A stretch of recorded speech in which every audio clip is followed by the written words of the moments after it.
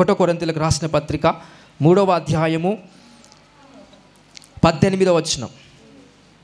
ఒకటో కొరింథీయులకు రాసిన పత్రిక 3వ అధ్యాయము 18వ వచనం. ఎవడును తన్ను తాను మోసపరుచుకొనకూడదు. మీలో ఎవడైనను ఈ లోకమందు తాను జ్ఞానినని అనుకుని ఎడల జ్ఞాని అగునట్టు వెర్రివాడు కావాలి. జ్ఞాని అగునట్లు వెర్రివాడు కావాలి. ఏం అర్థం అసలు అది? జ్ఞాని అగునట్లు ఏం కావాలంట?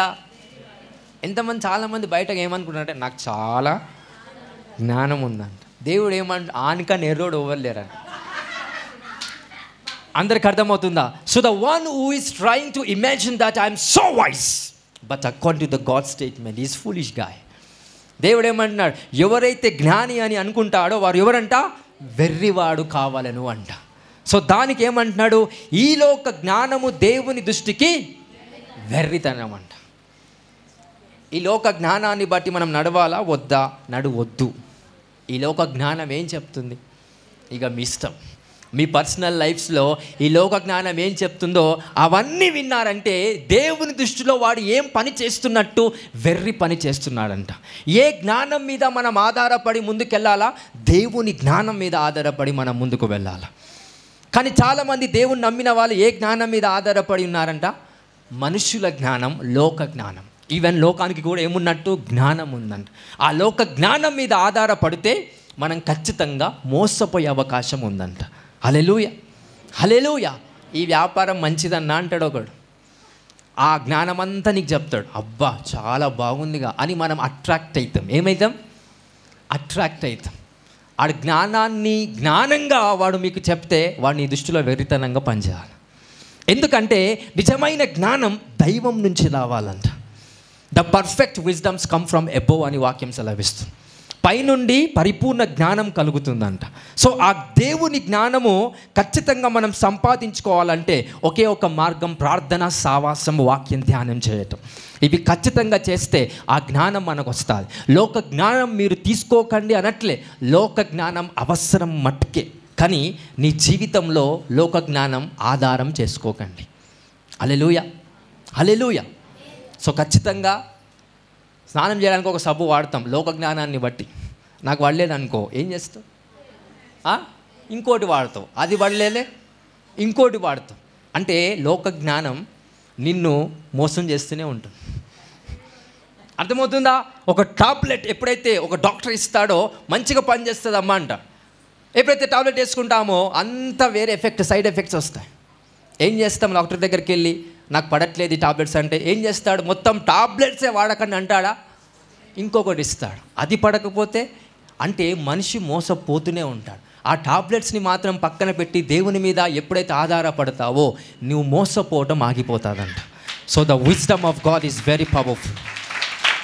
హల్లెలూయా, హల్లెలూయా. సో దేవుని జ్ఞానం మీద మనం అందరం ఆధారపడదాం. దేవుని జ్ఞానం మీద మనం పునాదులు కట్టుకుందామండి. హల్లెలూయా.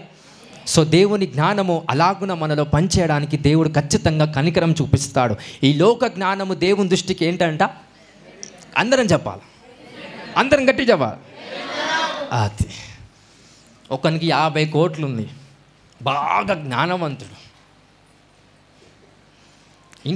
ఇంట్లో కొన్ని రహస్యాలు జరుగుతాయి. ఆయనకు తెలియదు. అది బయట ఉన్న వాళ్ళందరికీ తెలుసు, వాళ్ళ కుటుంబీకులకే తెలియదు. తెలుసా? ఇది నిజమే, వాస్తవానికి లోకంలో జరుగుతున్న సంఘటనలే. పూర్వులంతా మాట్లాడుకుంటారు, ఈయనకు తెలియదు. ఇంట్లో భార్య ఏం చేస్తుంది, ఇంట్లో పిల్లలు ఏం చేస్తారు, ఎక్కడెక్కడ తిరుగుతున్నారు, ఏమేం పనులు చేస్తున్నారో ఈయనకు తెలియదు. అంటే లోక జ్ఞానం ఎంతున్నా కానీ మోసపోతూనే ఉన్నాడు. లోక జ్ఞానం ఎంత ఉండి 50 కోట్లు 100 కోట్లు సంపాదించని ఈ స్టిల్ డిసిప్షన్, మోసపోతూనే ఉంటాడు. అదే దైవ జ్ఞానము ఉన్నవాడు ₹1,00,000 ఉండని, no problem. Family is protected, spirit is protected. నీ మనస్సు కాపాడబడుతుంది, నీ కుటుంబం కాపాడబడుతుంది, నీ గౌరవం కాపాడబడుతుంది, నీ విలువలు కాపాడబడతాయి. ఎందుకంటే దేవుని జ్ఞానం మీద నీ విశ్వాసం ఆధారము చేసుకున్నావు కాబట్టి. హల్లెలూయా, హల్లెలూయా. ఈరోజు ఇట్టి జ్ఞానం మీ అందరి జీవితంలో పనిచేయునుగాక. Amen. Give claps to the Lord. Hallelujah. Hallelujah. అందరికీ అర్థమైందా? అపోస్తుడైన పౌలు యొక్క లైఫ్ స్టోరీలో జరిగిన సంఘటనను బట్టి మనం జ్ఞానము లోక జ్ఞానం మీద ఆధారపడకుండా దేవుని జ్ఞానం మీద ఆధారపడాలి. లోక జ్ఞానం అనేది ఒక్కొక్క ప్రాంతానికి ఒక్కొక్కలాగా పనిచేస్తుంది. దేవుని జ్ఞానం ఈ భూమండలానికి ఒకటే ఉంటుంది. అదే లోక జ్ఞానం అయితే ఈ ప్రాంతంలో ఉన్న వాళ్ళకి ఇట్లుంటారు, ఈ ప్రాంతంలో ఉన్న వాళ్ళకి ఇలా ఉంటారు, వాళ్ళు అట్లా వీళ్ళు ఇట్లా అని డివిజన్ చేస్తుంది. ఏంటిది? లోక జ్ఞానం. దేవుని జ్ఞానం అయితే అందరూ యేసు రక్తం పిల్లలే అంటారు. So that's the wisdom of God, that's the wisdom of the perfectness of Jesus Christ. ఈ జ్ఞానం మనందరి జీవితంలో పనిచేయాలంటే లోక సంబంధమైన జ్ఞానాన్ని పక్కన పెడతాం. అది నేను పొందుకోకండి అనట్లే, అది అవసరత వరకే తీసుకోండి, కానీ జీవితంలో అప్లై చేయకండి. ఎక్కడ వరకు తీసుకోవాలి?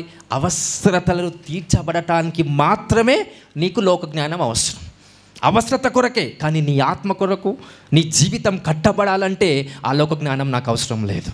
హల్లెలూయా, హల్లెలూయా. సో విషయాన్ని మనం అందరం పసిగట్టి ప్రార్థనాపూర్వకంగా మనమందరం ముందుకు వెళ్తాం. హల్లెలూయా. ఒకసారి చప్పలు కొట్టి దేవుని మహిమపరచుదాం. దేవుడి వాక్యాన్ని దీవించి మనందరిలో సిద్ధపరచును గాక. ఆమేన్, ఆమేన్.